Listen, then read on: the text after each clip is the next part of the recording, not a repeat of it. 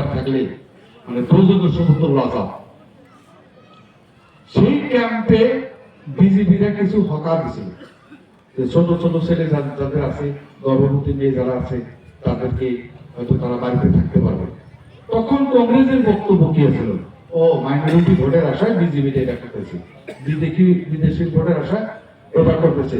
তখন বিপুল Bora APCC president তরুণ গগৈ তখন just মুখ্যমন্ত্রী চলে গেছে। বক্তব্য কি, যারাই বিরোধী দলে যায় তারাই আমাদের বিরুদ্ধে বক্তব্য দেয়, তারাই দেয়। আমি আপনাদেরকে অনুরোধ করব, তুলনামূলক ভাবে এখানে সব টিকিট দিছে, কংগ্রেসেরা টিকিট দিছে, বদরুদ্দিন মোল্লা সাহেবকে দিছে, হয় দল একটা আছে, বিভিন্ন দলে দিবই।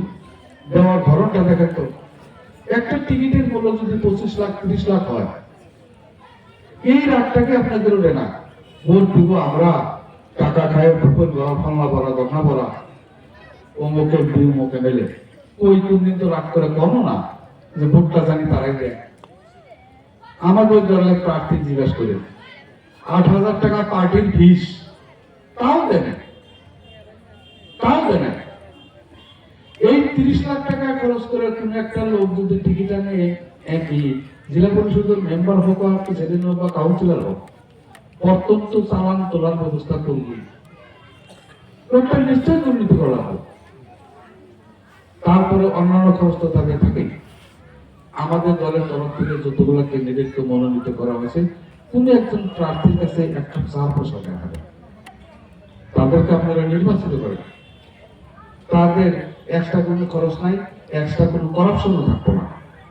বদরুদ্দিন মোল্লা সাহেব আগেও জেলা পরিষদের মেম্বার ছিলেন, হয়তো কাম কাজ কিছু করছে, কংগ্রেসের এমএলএর সাথে থাকছে, কংগ্রেসের এমএলএ কেও ট্যাক্স দিয়ে থাকা লাগছে, কিছু এদিক ওদিক হয়তো ভুল ত্রুটি হতেও পারে। কোনটা করেন না আপনারা, আমার বক্তব্যে আপনারা ঘুরবেন এটা বিশ্বাস করি না, যা করার আপনারাই করবেন। গত পার্লামেন্ট ইলেকশনে তো কংগ্রেসই করেছে, আমরাই বেশি ঘরে গেছি, আমরাই বেশি বক্তব্য দিছি, কিন্তু দেখা গেছে এইভাবে ভোট দিচ্ছে, ব্যাট জিপি করে হারাই দিচ্ছে বদরুদ্দিন সাহেবকে। তারপরেও কিন্তু লোকটা লাস্ট পার্লামেন্ট ইলেকশনে, লাস্ট বানপানি টাইমে জল অঞ্চলে নাও দিয়ে গেছে। আমার ওখানে রাকালিয়াপাড়াতে একটা লোক মারা গেছিল, ওখানে যা 50,000 টাকা দিচ্ছে, এই এমপি কিন্তু দেয় নাই। বা অন্যান্য অনেকগুলো লোক এডিকশন করছে, বহু টাকা যা মাটি কিনে ওখানে লোকগুলাকে সংস্থাপিত করছে, বাড়ি ঘর ওখানে নেওয়ার জন্য একটা ব্যবস্থা করেছে। হারার পরেও এই পঞ্চলক্ষ এখান থেকে অনেক কটা খান, ওখানে রিলিফ দিতে আমিও গিয়েছিলাম, ওনার কিন্তু পকেটের পয়সা দিছে, পকেটের সরকারি পয়সাটা না, তারপরেও কিন্তু লোকটা খাইছে, তো তারই দলের মানুষ আমরা, তার হাত আবার শক্তিশালী করার জন্য, এই দলকে শক্তিশালী করার জন্য, পঞ্চায়েত যদি শক্তিশালী না হয়, জেলা পরিষদ যদি শক্তিশালী না হয়, এই দল শক্তিশালী হবো না।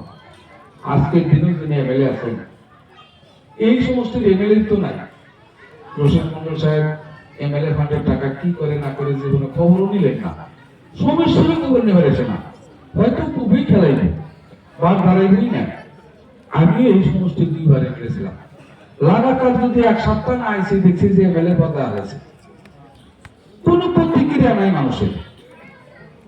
6 মাস পরে এসে তাও জিন্দাবাদ, কোন প্রতিক্রিয়া নাই। আরেকজন এমএলএ আছে, আরেকজন বর্তমানে যিনি এমপি, পার্লামেন্টের বক্তব্য নিয়ে হচ্ছেন, ওনাকে যে অ্যাটাক করছিল এই কথাটাও তো পারেনি, আমাকে অ্যাটাক করছিল, সবটা দেখে নেন, ওটা আমি করি না। যে নদীর পাড়ে বসবাস করে আফতাবউদ্দিন মোল্লা সাহেব বিধানসভায়, ওই নদীর নামও তো পারে নাই। এই শ্রেণীর মানুষকে আমরা নির্বাচিত করি, কোন দল মানুষের গুণাগুণ দেখি না, শুধু দলের গুণাগুণ দেখি। গতকাল মন্ডল সাহেবকে ভোট দিচ্ছেন আমি জানি, রশিদ মন্ডলকে ভোট দেয় না, কংগ্রেসকে দিই।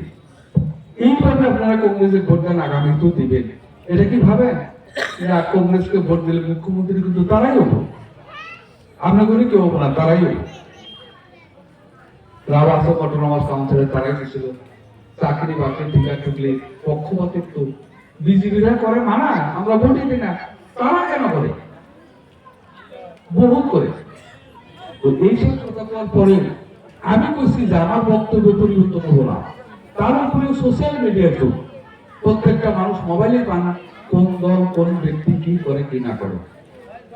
আজকে যিনি এমএলএ আছেন, যিনি এমপি আছেন, ভাষার জ্ঞান নয়, পার্লামেন্টে বক্তব্য দিতে যে ভাষা লাগে সে ভাষাটাও জানে না। বিধানসভার এমএলএ যে বক্তব্য দেওয়ার যে ভাষা প্রয়োজন সেটাও জানে না, অসমীয়াটাও ঠিক মতো বলতে পারে না। তাদেরকেও নির্বাচিত করা লাগে দলের ক্ষেত্রে। জহিরুল ইসলাম জেলা পরিষদের ক্যান্ডিডেট, মানুষের তাক পাগল করেও কয় জহিরুল পাগলা। এমনিও পাগলা মানুষের নামের শেষে পাগলা থাকে, অস্বীকার করি না, কিন্তু এর যে সত্যি পাগলা তা ক্যান্ডিডেট হওয়ার পরে মানুষে বুঝলো। ভোট চাওয়ার জন্য ঢোক ধরন ভোটটাও যেতে যাবে না, তাতেও কংগ্রেসের টিকিট এসে আর আপনারা ভোট দিবে, তাই মাঝে মাঝে করি। এবারও যদি এই একে ভোট দেওয়া হয়, এত যোগ্য ক্যান্ডিডেট থাকার পরে এবারও যদি জহিরুল ইসলাম জেতে, আগামীতেও এই বিধানসভায় যদি কোনো পালা কংগ্রেসের টিকিট দেয়, ভাষা তো একই থাকবো না, একদিনে কংগ্রেসের দিচ্ছি, এবার যদি দেন তাই একই কথা হবো, কিছুটা ডিমোরালাইজ হয়ে গেছে।